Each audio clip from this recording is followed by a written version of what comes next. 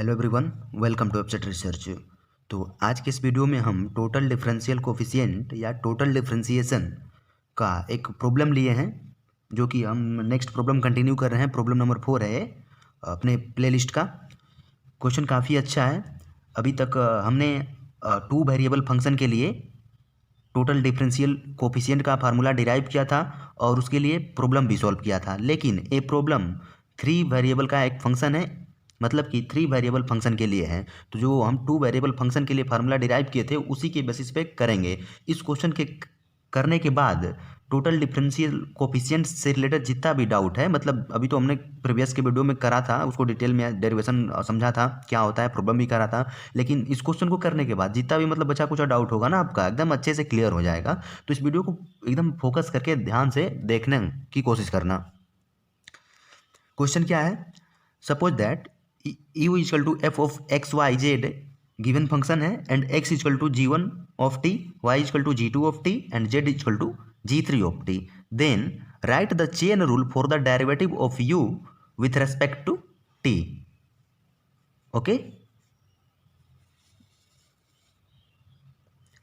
And next part of question, express del w over del r del w over del s in the terms of r and s if w equal to x plus two y plus Z square. यहाँ पे function unknown है, यहाँ पे function हमारा given है। तो ये application part हो गया। इसी क्वेश्चन में हम चेन रूल का फॉर्मूला लिखेंगे थ्री वेरिएबल फंक्शन के लिए और उसका एप्लीकेशन भी करेंगे, मतलब एक क्वेश्चन भी कर लेंगे, जो कि इसी क्वेश्चन में हमें करना है। w इक्वल टू इतना दे दिया and x equal to r by s, y equal to r square plus log s and z equal to 2r। Question काफ़ी इंपॉर्टेंट है, तो ध्यान से करना, सारी चीज़ें क्लियर हो जाएंगी। ठीक है, तो इसे मैं सॉल्व करता हूँ। ठीक है, सॉल्यूशन। सबसे पहले गिवन क्या है? गिवन हमारा है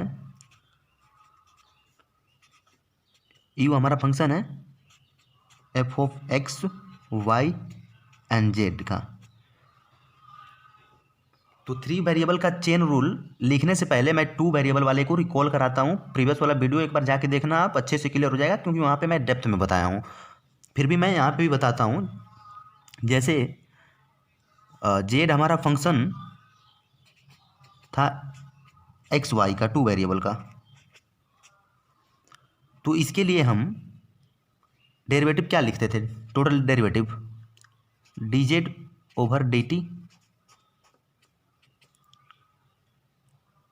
del z over del x into d x over D t. यहाँ पे हमारा जो यक्स है फंक्शन है किसका? टी का, एंड वाई जो है अनदर फंक्शन है, वाई जो है अनदर फंक्शन है टी का ही। मतलब कि जेड को ओपन करने के बाद, मतलब एक्स और वाई की वैल्यू रखने के बाद हमारा सिंगल वेरिएबल वाला फंक्शन आएगा, दैट इज टी वाला फंक्शन आएगा सिंगल वेरिएबल में। समझ में आई बात? तो इसलिए यहाँ पे हम डी लिख रहे हैं। टी को किसके रिस्पेक्ट में करेंगे? टी तो सिंगल वेरिएबल है ना, तो एक्स जो हमारा टी का फंक्शन है, तो यहाँ पे डी लिखेंगे ना, ना कि डेल लिखेंगे। तो इस बात से कंफ्यूज मत होना, कब डेल लिखते हैं कब डी लिखते हैं। कोरोलरी में मैं बताया था, यहाँ पे भी बताऊंगा। तो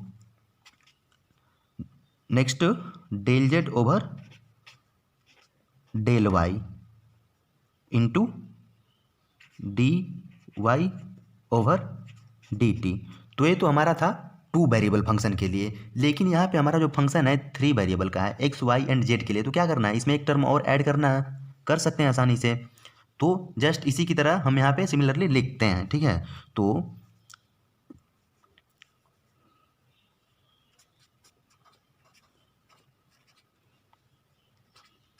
डी ओवर डी टी क्या होगा?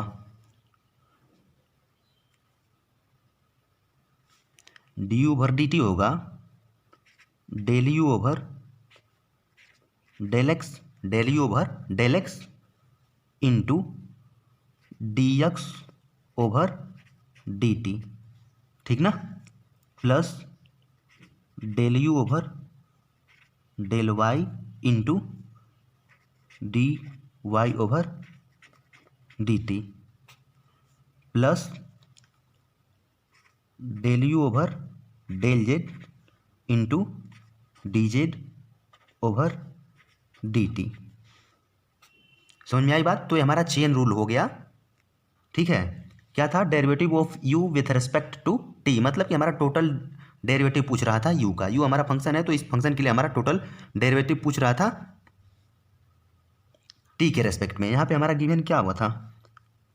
अब एक चीज़ यहाँ पे था हमारा x equal to g1 of t था, y इक्वल टू था g2 of t and z is equal to था g3 ऑफ टी। तो यहाँ पे हम x, y एंड z की वैल्यू पुट कर सकते हैं, कोई दिक्कत नहीं है, इतना भी आंसर हम लिख सकते हैं, ठीक है।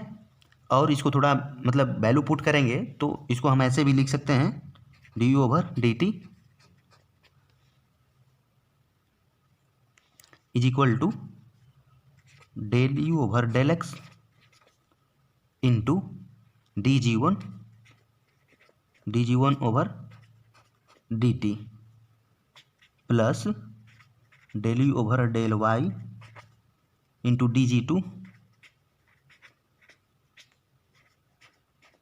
Over D T plus del you over del Z into D जी3 ओवर डी।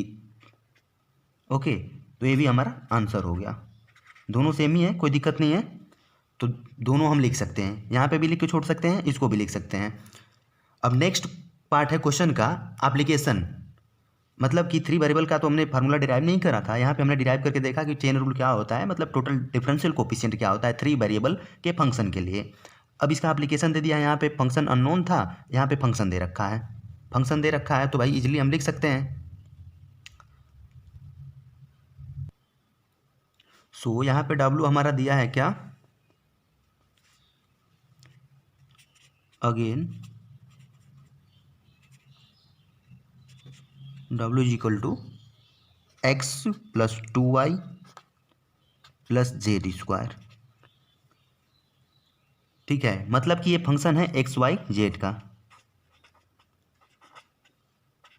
लिख सकते हैं, इससे कोई दिक्कत नहीं है। तो अब हमें क्या निकालना है? क्वेश्चन में पूछ रहा है एक्सप्रेस डेल W, एक मिनट, del W over del R and del W over del S, ठीक है।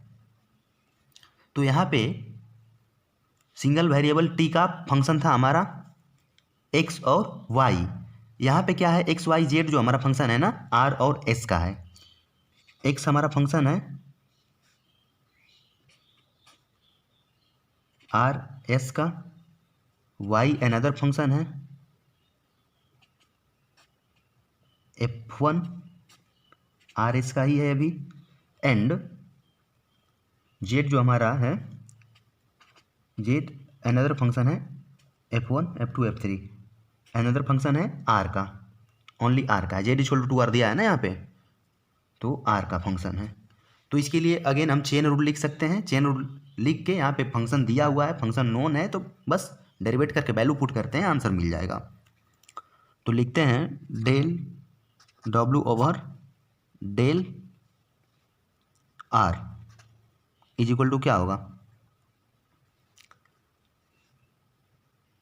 तो ऊपर की तरह चेन रूल लिखते हैं यहाँ, del W over del X। अब यहाँ पे D नहीं लिखेंगे, D क्यों नहीं लिखेंगे? क्योंकि हमारा X Y एंड Z जो फंक्शन है टू वेरिएबल का है, तो जब टू वेरिएबल का हुआ तो यार पार्शियल डिफरेंशिएशन होगा ना, तो डेल यूज करेंगे into del X over del R plus del W over del Y into del Y over del R plus del W over del Z into और del Z over del R। तो ये हमारा chain rule हो गया W के लिए, that is total differential coefficient of WA हो गया हमारा। अब यहाँ पे वैल्यू पुट करते हैं, क्योंकि हमारा फंक्शन नोन है, तो यहाँ से हम निकाल सकते हैं del W over del X, क्या होगा? डेल यहाँ पे W इतना है x plus 2y plus Z square, तो del W over del X निकालेंगे तो 2y और जेड स्क्वायर कॉन्स्टेंट होगा, तो डेल डब्ल्यू ओवर डेल एक्स कितना हो गया 1। अब del x over del r कितना होगा, एक्स हमारा कितना है, एक्स हमारा है, एक मिनट यहाँ देखो x कितना है r अपॉन एस, तो हमको r के रिस्पेक्ट में करना है तो 1 अपॉन एस जो है कांस्टेंट हो गया, 1 अपॉन एस बाहर आ गया एंड r का r के रिस्पेक्ट में 1।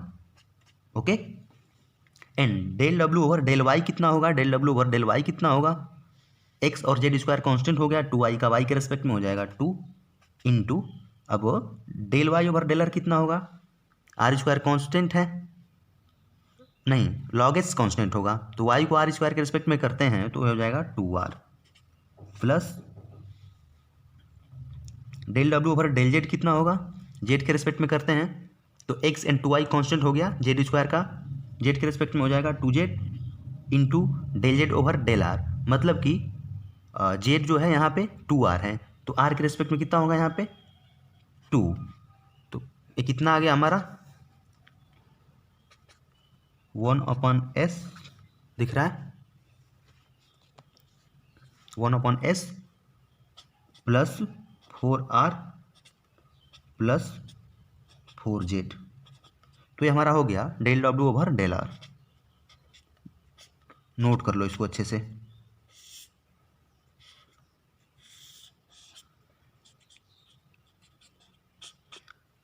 अब नेक्स्ट हमारा बचा है डेल डब्ल्यू ओवर डेल एस,